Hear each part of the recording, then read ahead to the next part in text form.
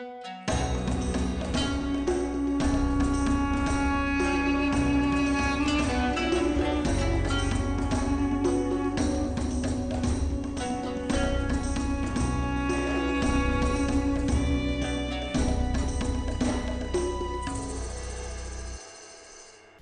gamers, this is Liz Davidson from Beyond Solitaire, and today I'm going to be reviewing River Wild. This is a little button-shy wallet game designed by Stephen Aramini. I bought it with my own money, so let's see how it plays. So here's just a base setup for River Wild. Basically what's going to happen is you're going to have this starting card that's always kind of at the top of your display. You have a building area that's going to expand and expand as you're placing cards, and then you have your deck and your current hand of 3 cards. So you can always see what's coming up, and then you know what you have access to. The other thing is that these cards flip, so if you want the mirror image of a card, you can just choose to put that down instead.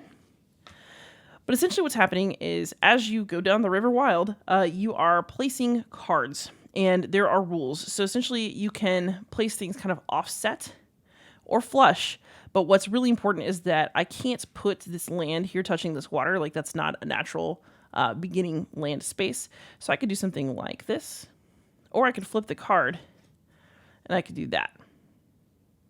But as you go, these are mountains. Mountains can touch water or land, so they're like a way to connect things. But essentially what you're doing is you are trying to create little protected spaces that form one island in the middle. And so you're going to want to create multiple of these. You don't just want one big island. You want several, and you want to maybe build out and build that way. But we are going to then score for animals that are on this land. So we have a little frog, we have a little dragon, and they are here. So we're going to get scoring for them. And then we're going to get the top score if this ends up being our largest island, like our largest protected land area. But we get 4 points if it's not the largest. And so basically you are building these little areas on the River Wild with the cards, and then you get little scoring information on various cards where if you can create like a little island with the conditions that are printed on the card, then you score for that. So there are a few different kinds of animal.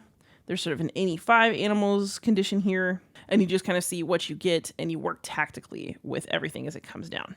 So the game ends once you can either no longer place a card or the entire deck is empty. And of course, here's another brief overview of scoring. So you score 2 points per protected land, so you get points per little island you make. And then you score differently based on the size of the land. So the largest protected land uses the small number, and then smaller ones use the larger number. There are 4 different animal types, and then you can be asked to do 1 animal of each type or 5 animals of any type as part of scoring. And then it gives you a little scale to kind of tell you how you did. Embarrassing environment is 0 to 29, so you have to already be doing pretty well just to get out of the bottom rung of the ladder here. And then there's much tighter scoring as you get higher up, until maybe you can get 45 plus Heavenly Haven. I have actually not succeeded at that yet, but it is apparently possible. So truly, that is the briefest overview I could come up with of River Wild. So let's go ahead and go to some final thoughts. All right, so now for some final thoughts. For the record, I am a Stephen Aramini fan. I really, really love Sprawlopolis, and while Ancient Realm was released about the same time as River Wild, which means it's relatively new and I want it to stand the test of time, I'm really enjoying that one so far. It's been getting some good backpack rotation for like small games that I take on the go. I might take it on a family vacation next week. I'm really fond of that one.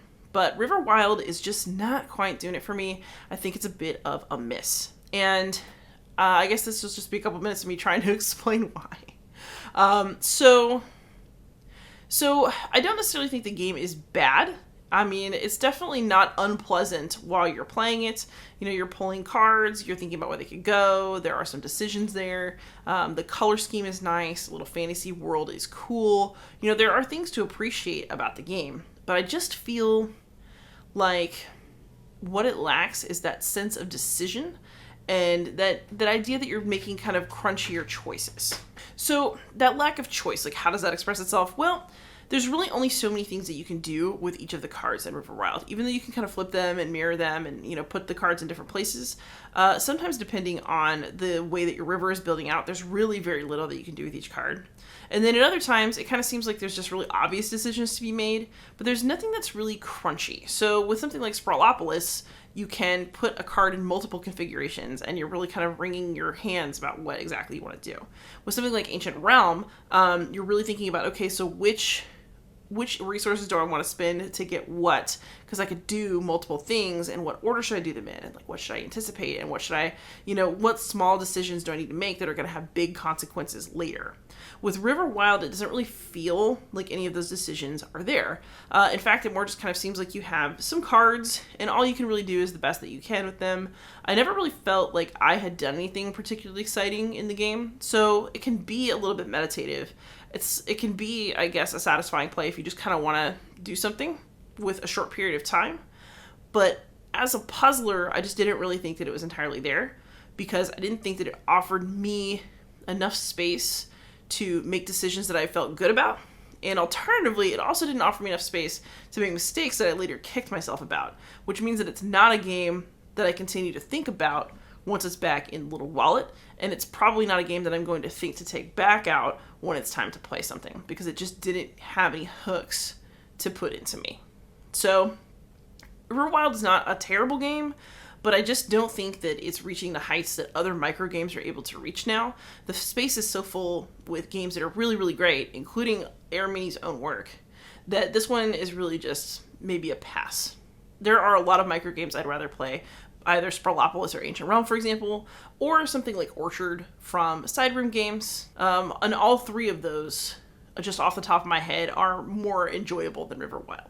So if you really, really like micro games and you just want a really large collection of them, I can see you playing it. Like, it's a decent enough game to fill like 5 to 10 minutes of your time. But if you're looking for a really, really impressive, like stunning little micro puzzler, this one is not the one. So that's how I feel about River Wild from Button Shy. It's still a game from a designer I really respect, and I'm still looking forward to his next work. This one just didn't quite do it for me. So thank you so much for watching. Please like, subscribe, comment, maybe support me on Patreon if you are willing, and most of all, happy gaming.